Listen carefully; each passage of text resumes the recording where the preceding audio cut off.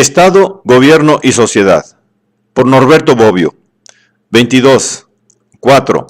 Democracia y dictadura. 4. El uso histórico.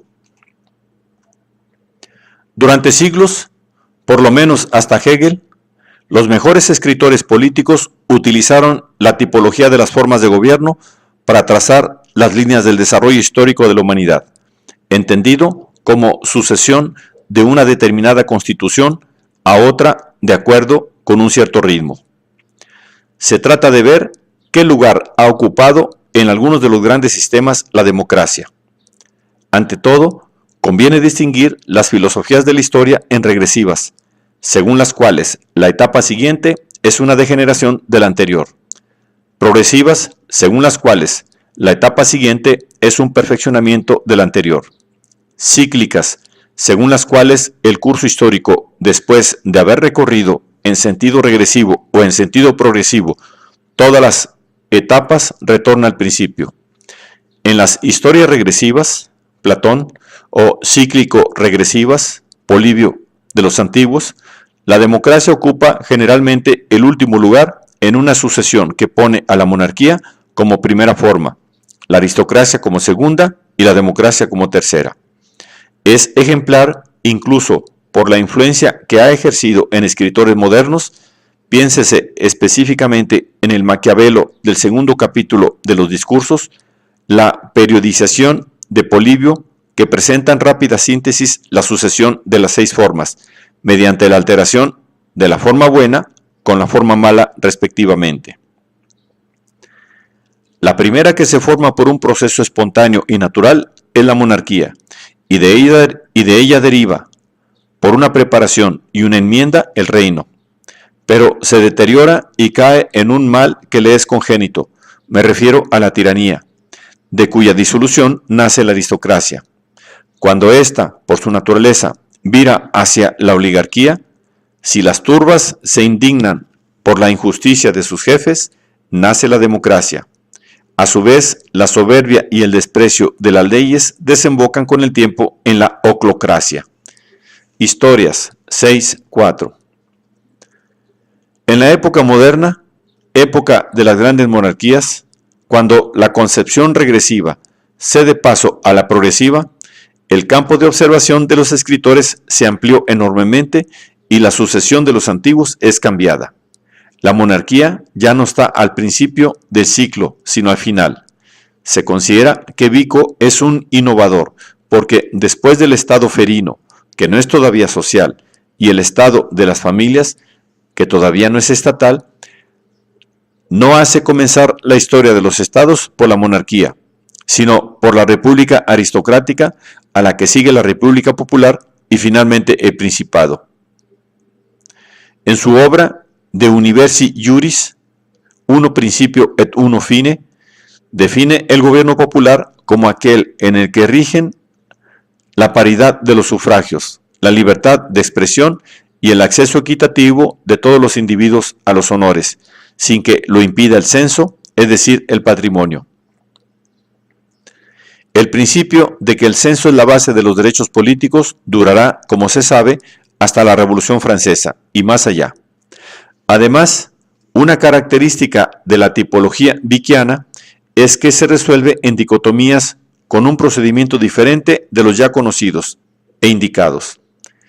Las 2 dicotomías más conocidas son monarquía y república, con la reducción a 1 de democracia y aristocracia, o democracia y autocracia, con la reducción a 1 de monarquía y aristocracia.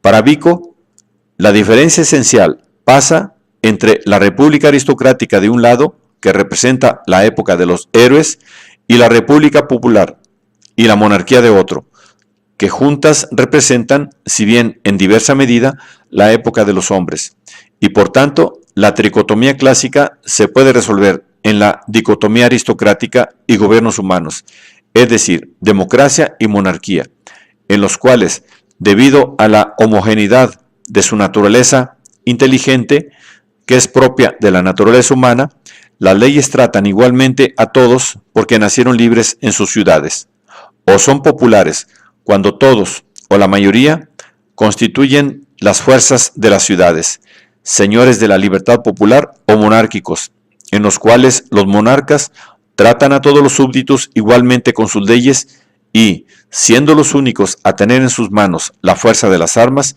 solamente ellos ocupan una posición política especial. En la importante clasificación de las formas de gobierno, expuesta y minuciosamente ilustrada por Montesquieu en El espíritu de las leyes, la monarquía aparece una vez más como la forma de gobierno más adecuada para los grandes estados territoriales europeos, mientras el despotismo es la forma de gobierno que más se adapta a los pueblos orientales. La república, que comprende al igual que Maquiavelo tanto la república democrática como la aristocrática, a los pueblos antiguos. De acuerdo con la naturaleza, el gobierno republicano es definido como aquel en el cual el pueblo en cuerpo o algunas familias gozan en él de la potestad suprema, de acuerdo con el principio, o sea, según el resorte que lo mueve, es el caracterizado por la virtud, mientras el monárquico tiene como principio el honor y el despotismo del miedo. Tanto en el capítulo en el cual es definida la naturaleza de la democracia como en el que está destinado al principio, los ejemplos son tomados de la historia griega y romana.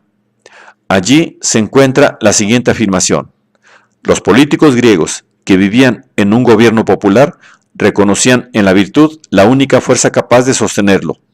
Los políticos de hoy solamente hablan de manufacturas, comercio, finanzas, riquezas y hasta de lujo. Aquí también está desarrollado el concepto de virtud y es definido como el amor por la república. Las fuentes de la definición son notablemente clásicas. La naturaleza y el principio del despotismo son presentados con ejemplos tomados de los pueblos orientales. La naturaleza y el principio de la monarquía con ejemplos traídos de los grandes estados europeos, como España, Francia e Inglaterra. La tripartición de Montesquieu se convierte en el criterio fundamental para la interpretación del curso histórico de la humanidad en la filosofía de la historia de Hegel, que puede ser considerada como la última gran filosofía de la historia, en la que la evolución de la civilización es vista a través del paso de una forma de gobierno a otra. Después de Hegel, la mayor parte de las filosofías de la historia consideran como criterio de la evolución las formas sociales, las relaciones de producción, etc. En una obra de juventud, el diseño general en el que será comprendida y presentada la inmensa materia de la filosofía de la historia de las épocas maduras ya está definido en sus líneas principales. La continuidad de la cultura mundial ha llevado al género humano, después del despotismo oriental y después de que degeneró aquella república que había dominado el mundo, a esta posición intermedia entre las dos anteriores, que es el sistema de representación propio de todos los estados europeos modernos. En las lecciones sobre la filosofía de la historia, el tema es retomado y desarrollado en sus líneas esenciales con las siguientes palabras: la historia universal es el proceso mediante el cual sobreviene la educación del hombre de lo desenfrenado, de la voluntad natural, a lo universal y a la libertad subjetiva. El Oriente sabía y sabe que solamente una persona es libre, el mundo grecorromano que algunos son libres, el mundo germánico que todos son libres. En consecuencia, la primera forma que vemos en la historia universal es el despotismo, la segunda es la democracia y la aristocracia, y la tercera es la monarquía. De esta manera, para Hegel, así como para los mayores escritores políticos que reflexionan sobre la formación y el crecimiento del Estado moderno, la democracia es una forma de gobierno que pertenece al pasado. Contra el concepto de soberanía popular, como fue elaborado en antítesis a la soberanía del monarca, Hegel escribe en los Lineamientos de Filosofía del Derecho, o sea, en la obra que contiene la esencia de su pensamiento político: el pueblo, considerado sin su monarca y sin la organización que necesaria e inmediatamente vincula a la totalidad, es la multitud sin forma, que no es Estado, y a la cual no compete alguna de las predeterminaciones que existen solamente en la totalidad. Al hacer de la monarquía constitucional el momento culminante del desarrollo histórico, Hegel, filósofo del período de la Restauración, cierra una época.